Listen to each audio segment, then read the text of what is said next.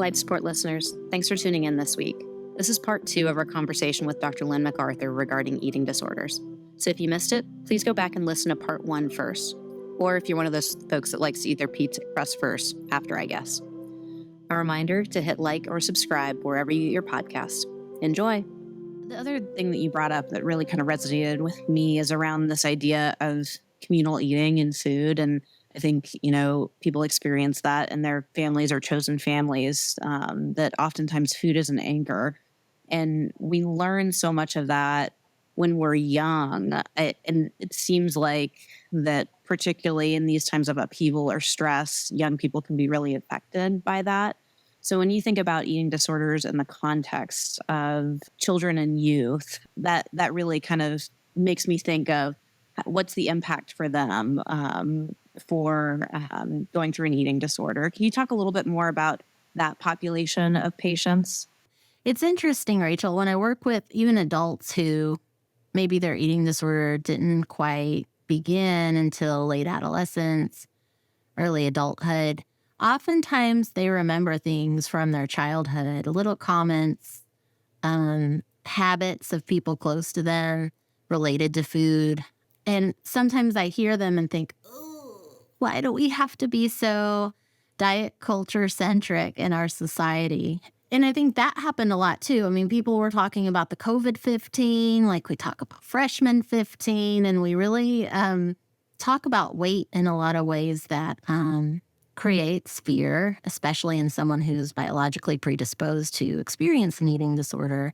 I also think when school wasn't in session during COVID, and just in general, our kids are getting on social media at such a younger age, and there's a lot of pressure on social media, and people project the best versions of themselves and angles that flatter them to look like their stomach is flatter and thinner than it really is. I think all of that contributes to learning from a very young age of what I should look like and what's expected of me. And it's really hard to sort through all of that and from a research perspective of what is impacting what. But I think we know that social learning happens, and whether that's in our families or on Instagram or TikTok or wherever it may be, I think our kids really have more of that than any generation ever has in the past. I mean, most kids have phones prior to age 12 and have social media accounts even when they're not old enough to do so, and have a lot of exposure to that. So I do think that, combined with just the changes that have happened the last several years, we will have to see how this impacts kids in the long haul. I think there are some really positive messages as well, though. When I think about, again, some, we mentioned, I won't say any specific celebrity names, but there have been a lot of celebrities who have written books, who have been very open in their social media accounts. There are a lot of influencers who have said, here's how I pose myself to look like this, but this is what I really look like in real life.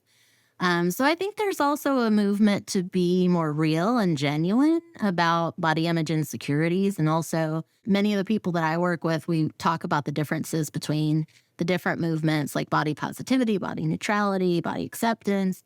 Many of them move more towards a body neutrality of being able to be accepting of their bodies and to notice the difference between the aesthetics of their bodies, the function of their bodies, but to be more neutral about the aesthetics, or say, yeah, I don't like my stomach and that's okay. I like that it helps me digest my food, and I like that it helps me, when I walk from my car to my job every day. And so I think, our culture is, for our younger kids, setting them up for more knowledge and information about alternatives to diet culture. That I'm hopeful that maybe that will help change how we look at clean eating. The clean eating movement was really disturbing to me because it moralizes food in the title of it. Clean versus unclean, good versus bad. Most of the time when we moralize food, and that really hits young people hard, right? If we say, don't eat that, it's bad. Bad sticks out to us from a very young age, and we're looking at good, bad, clean, unclean, healthy, unhealthy. And so having a more neutral approach to food and eating and exercise and all of those sorts of things is just really important. Absolutely. You made the comment about like people that you work with, thinking back to your childhood and, those comments that stick out. And, you can think about like that one time grandma was like, don't eat that roll, another roll or something like that. And I don't mean to joke about it. I mean, because it's sticking out to me in my recollection of like how family talks about food and really sticking in your memory as a young kid. And then also my perspective as a parent, trying to teach my kids about the value of food as fuel, but then also still that piece of me that's like, oh, I don't know, that control piece should you really have another Kit Kat today? Like, I think walking that line for parents and trying to find like, how do you support healthy eating? And also I don't know, healthy eating's maybe not the right word. How do you support a healthy relationship with your body and with food? And what should we as parents know about eating disorders in the context of supporting the youth in our lives? Yeah. And I think there are all sorts of good resources and theories out there when it comes to trying to help our kids develop more positive relationships with food. Because if we continue our own distorted relationships with food, and I think everyone has that to some degree, then we're handing that to them on a platter, right? And that's probably not what we want to do. And I think most of us have those moments in time that, you mentioned grandma in the role. I have my grandma, every time she served corn, would say, don't eat too much of that corn. That's what they served the hogs when I was little. And so I thought of corn as being something that made hogs really fat, right? And so I think we all have kind of those just odd things living in our brains that it's helpful to process through so we can let them go and not carry those on to the next generations. Ellen Satter is someone, I don't know if you've heard of her, Rachel. I believe she's actually from Idaho, but she has some guidance about raising kids and providing them with structured meal times and giving them time to eat and giving them lots of options to eat. But then the parent having the control of, okay, lunch is done. Okay, we're not ready for snack time yet. It's at this time. So that the parent has their role and their delegations that they take over. And the child has their own voice and control and choices that they make at meal times.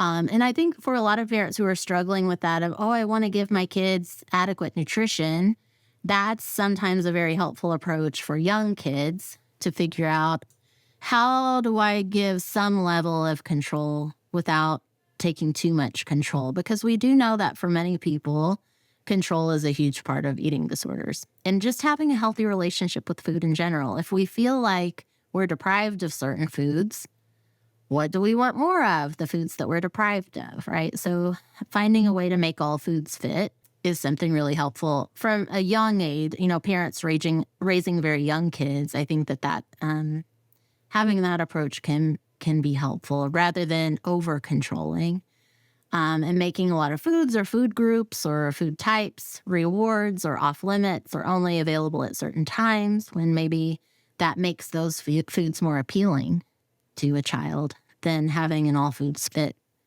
type of approach. I love that. As a parent of a 4-year-old and 18-month-old, that feels like that's something that I'm constantly navigating. So I appreciate you highlighting that. Yeah, I think it gets more complicated when it comes to raising kids in middle childhood into adolescence. When, again, social media happens, we start comparing ourselves to our peer groups, spending more time with our peer groups than with our families. And that's when it's a little bit harder. In a lot of our teaching around certain mental health conditions or certain behaviors like suicidal ideation, the mental health field has been very upfront about, hey, let's talk about this. Let's ask directly. Let's ask about means of suicide rather than pretending like that kid might not know what that means, or we're not planting ideas in their heads. It's a little trickier when it comes to eating disorders. We're not so sure that applies in the same way. telling a 12-year-old about the different ways of purging may or may not be helpful. We don't really know. There's not evidence to suggest that that is helpful in the same way that assessing for suicide or asking questions might be. So I think parents oftentimes feel very stuck about, if I notice a change in my kid, like I notice they're gaining weight or losing weight at a rate that seems different than what they have in the past. If I notice that they seem really fixated on their body image now, or change their style to wear really loose, baggy clothes, or want to start eating alone in their rooms for meals, or start dieting or eliminating food groups, or start exercising more. Their food choices are much pickier than they were before. They leave right after meals. They have changes in their dental exams, and suddenly are having more erosion to their enamel or cavities. We find food wrappers. If we notice they're extremely perfectionistic and very anxious about mealtime, or perfectionistic about their grades, or they're just moodier, it's like, how do we talk to them about that? And that's when I think it gets harder. We hope we've done a pretty good job of helping them have a body positive or body neutral, body accepting approach in life, and that we've done our best to not put our compliments around weight or body size or shape or appearance in general, because all of those tend to make a person more aware of their bodies as opposed to just living in their bodies, navigating through life. But if we do notice those things, what do we do about it, right? And I think that's where parents feel stuck a lot of the times. I think we can try to model all of the things we just talked about if we didn't do a good job of it earlier on, and that happens too, and that's okay. And I think that's talking with our kids about that and saying, I think I might have passed on some of my unhealthy relationship with my body to you. And here's what I notice about me. What do you think? That might be a good discussion point. Then not in great detail, but just in general. Do you notice that? I think we can also notice if they're feeling more tired or frustrated or moody or lonely, or more dissatisfied or more focused on being very perfect, right? And that seems different for them. And we love them, and we're wondering if something's changed or is bothering them. How are they feeling? In approaching it from that angle, because I think a lot of times parents clam up, or they start saying things like, you've lost weight. Are you okay? Are you eating at school? What are you eating at school? I want you to take a picture of what you're eating at school so I know what you're eating at school. And that comes from a place of love, but it probably backfires in terms of, if that kid is really struggling, they're going to feel more like they have to take tighter rein of their food choices and start hiding more things. So I think that's, something parents can know if they notice a change in their kid, and to try to get them some help early on. Because if they're noticing some of those changes that tend to happen with eating disorders, but also anxiety and depression and bullying and all of these other things, having a mental health professional who can start trying to decipher what's going on would probably be more helpful than the parent digging too deeply. Because when it comes to, I think, nourishment and food and health, parents panic, understandably, because they're scared, and they're scared for their child. So parents and caregivers, I would say, start asking some open-ended, gentle, empathic questions, and let your child take the lead, and keep asking if they're not very open about it. And just show them that you're a safe place to land if they need it, and get them some help. It's a hard time for parents and kids right now. Yeah, that's fantastic. When you gave your example of the overly anxious parents talking to the kid about their lunch, it could have also been my husband doing his imitation of me being an anxious mom. So that example resonates. And no, I think it's a good reminder, because when you're in any of these situations, as a parent, as a friend, as a family member, just as somebody who cares, it can be hard to take those couple of steps back of like, okay, what do we need to do in this moment? The other group of people that I want to talk about, kind of surrounding particularly kids or others that might be at risk of an eating disorder, but really thinking more about kids, is healthcare providers. You've talked about primary care often being kind of like the gatekeeper for a lot of this, but also that they often don't have a ton of training, if any, in eating disorders. If you could summarize a few things that you really would like primary care providers, healthcare providers to have on their radar about eating disorders, what would that be? That's a tricky question because I think the medical model has done some of its own harm in weight stigma over the years. And I think there's a lot of effort to correct that and make some changes to that. When I work at an FQHC, one of our measures that we have to show that we're doing regularly is weighing people and telling them what BMI they fall into and then giving them recommendations based on that. I do some training each year with PA students here in the Pocatello area. And one of the things that I really focus on is, weight is a health indicator. There are dozens of health indicators.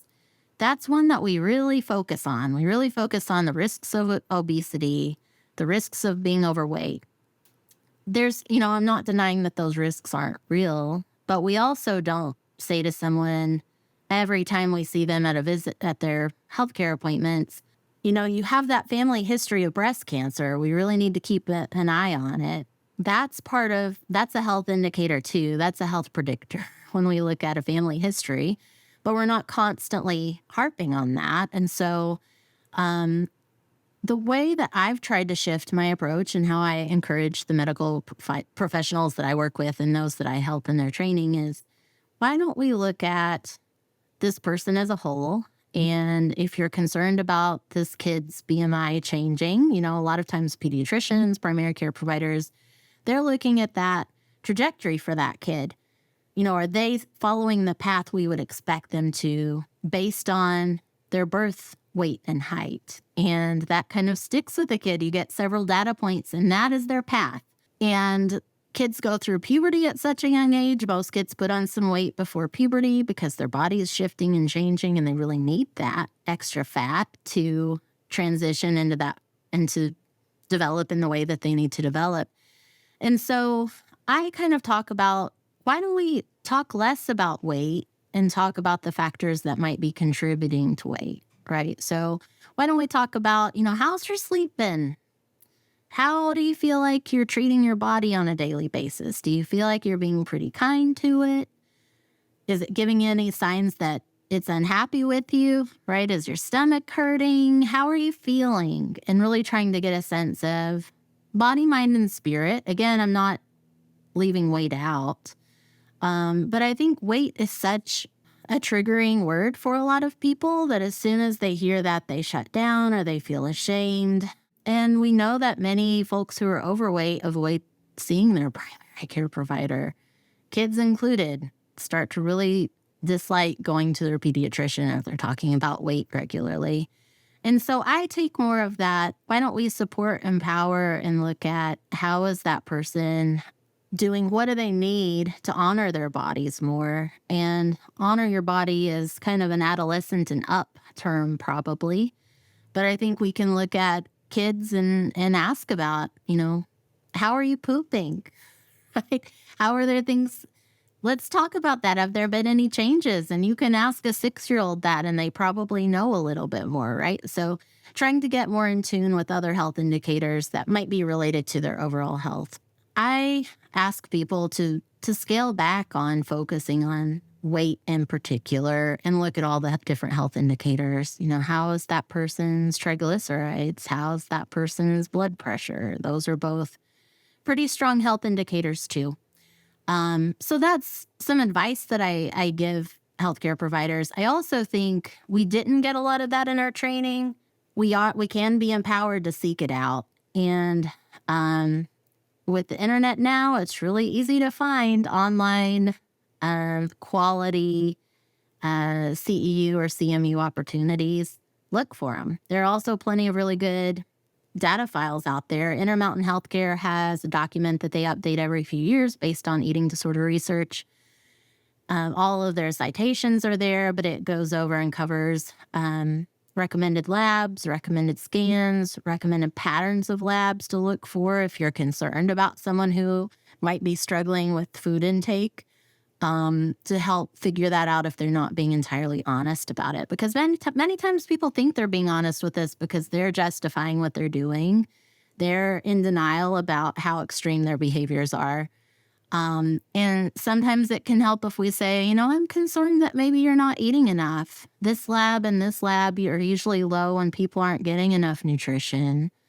And I'm worried about your risk of bone loss if we don't talk about this, or I'm worried about your heart if we don't talk about this.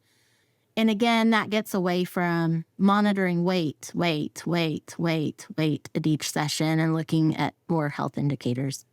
So that's something that I really look for. I would also say get familiar with good screeners, know the other professionals in your area who treat eating disorders. Don't assume every therapist, every dietitian is knowledgeable in that area, because their training was probably like yours and they spent maybe a couple of hours learning about it. Perfect. I think that that's super helpful, again, as we look at kind of how the trajectory of eating disorders has changed in the last 20 to 30 years. That's not just in the general public, that's with medical providers and others too. So I think that that's critical to highlight. And the resources that you mentioned, for listeners, we can definitely link those in the show notes.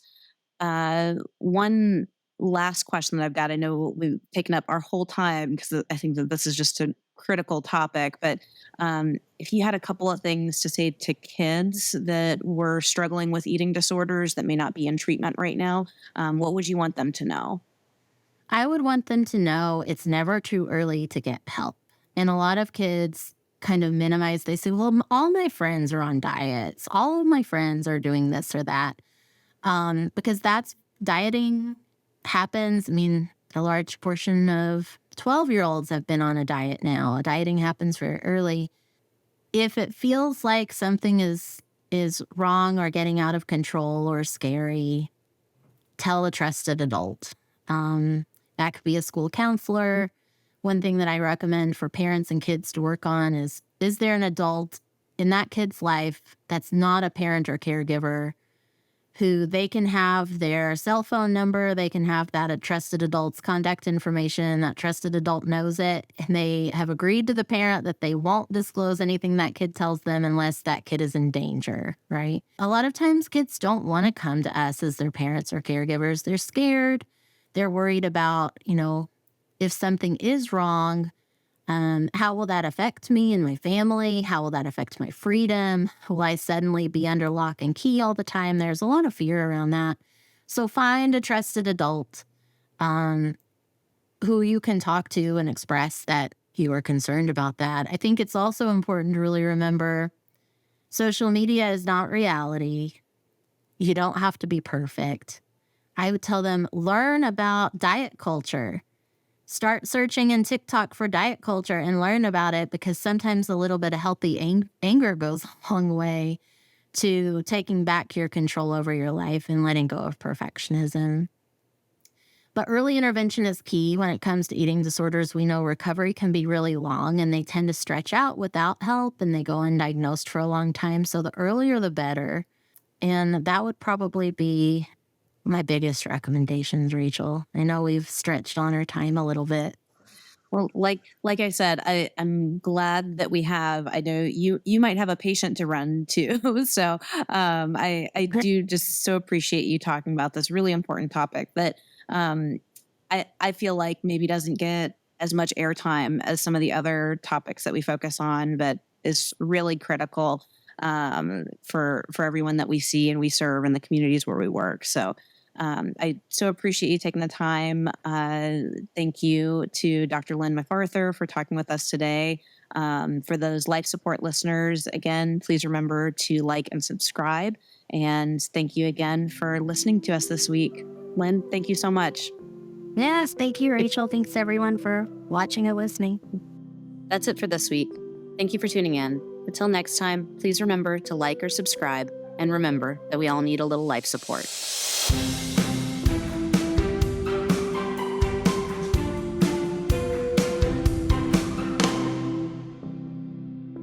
Life Support is a podcast developed by CHU with the support of the ISOS grant, where we talk to providers, experts, and others about their experiences with health and the systems that create it.